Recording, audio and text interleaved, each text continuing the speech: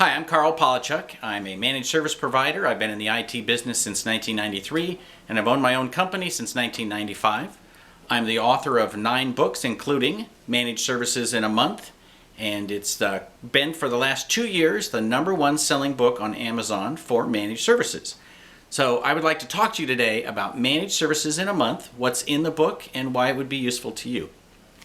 Managed Services in a Month basically gives you a plan for converting your IT business into a managed service provider business in 30 days. And I know that that sounds difficult to some of you, but believe me, it's very, very possible. Thousands of people have bought this book and converted their businesses to managed service providerships in the last few years. And I know that you can too. So let's talk about how we do this. The first thing you need to do is to build a plan. So you're going to build a plan of how you will convert your business in 1 month, in 30 days. And believe me, it is very possible.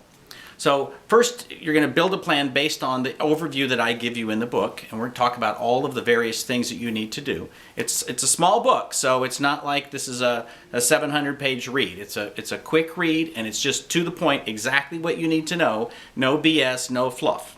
So the first thing you need to do is to define a 3-tiered pricing structure for your business. And that might be silver, gold, platinum, whatever it might be. But basically you want to have offerings so that your clients can make choices. If you only offer them one thing, then they can either say yes or they can say no. If you offer them 3 things, then there's a much higher probability that they will say yes to something. So define your offering, and that might be that you want to go through and find out what it costs you to deliver service. How many clients do you have that have 1 or 2 or 3 servers? How many clients do you have that have 5, 10, 15 clients? So forth. Define a structure for who your clients are and where you make your money and how you can make money if you go to some kind of a flat rate service for a piece of what you offer. The next thing you want to do is to weed your garden, weed your client garden. And by that I mean you're going to actually get rid of some of your clients. You're going to sort through your clients and you're going to see who takes the most labor, who gives you the most money, who's a pain in the neck, who do you like to work with, and you're going to divide your clients into A, B, and C clients. A clients are those that you are most likely to sign on a managed service deal. C clients are those who are most likely not going to sign anything at all. So you're going to try to figure out who do you think is going to be most likely gold, most likely silver, most likely platinum, and you're going to divide them into those categories. There will be some clients that you simply don't want to keep. You look at them and you say, you know what? They bought 3 hours of labor in the last 2 years. I don't need them. I don't need to keep them on the books. I don't need every nickel that shows up on my doorstep. So you want to look at your clients and you want to make decisions about who you think you're going to keep and who you think you're going to get rid of. Be open to the fact that some people that you think are C clients will actually sign a managed service deal. You've just never offered it before, so they had no reason to become A clients. So be open to that as well.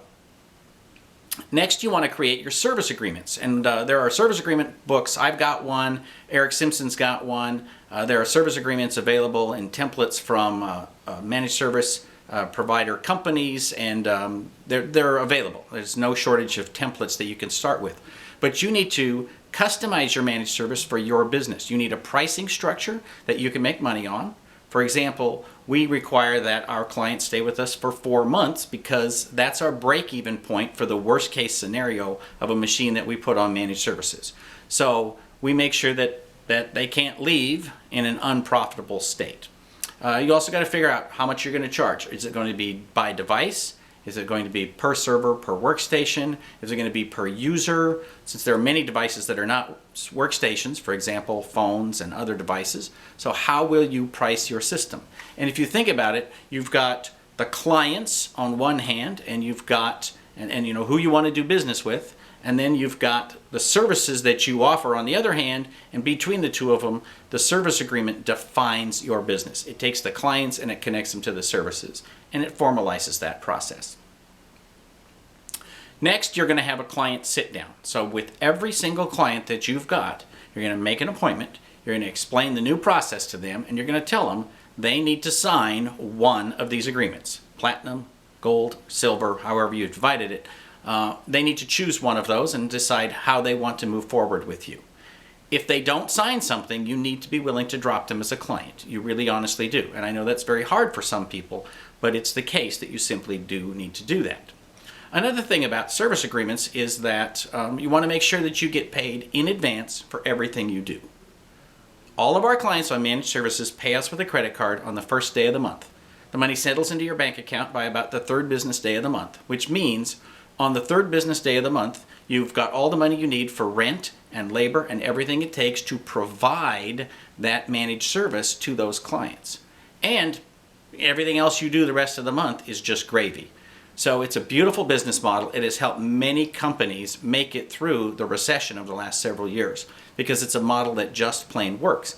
And an interesting thing that's going to happen in the next year as the economy begins to improve, all of our clients are going to add one desktop here and one desktop there, and our income is going to gradually float up without us doing a single thing, simply as a response to the economy. So getting paid in advance is huge. We do it in both of the companies that I own, and it's really big for us. The next thing we look at in the book is the tools. You're going to have at least two kinds of tools. You need a remote management and monitoring system. So you need to pick something that works well with your clients and with the way that you do business.